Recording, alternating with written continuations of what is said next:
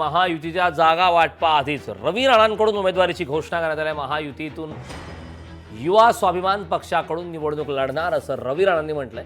देवेंद्र फडणवीसांकडून माझ्या उमेदवाराला पाठिंबा असंही रवी राणांनी म्हटलंय. महायुतीच्या 5 ते 6 जागा मागितल्याची रवी राणांची माहिती आहे.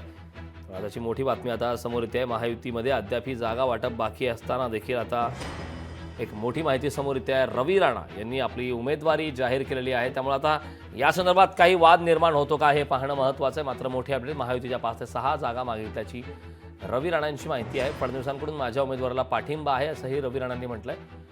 महायुतीच्या जागा वाटपाआधीच महायुतीतून युवा स्वाभिमान पक्षाकडून निवडणूक लढणार असं रवी राणांनी आता घोषित केलंय. देवेंद्र फडणवीसांकडून माझ्या उमेदवाराला पाठिंबा आहे असंही रवी राणांनी म्हटलं.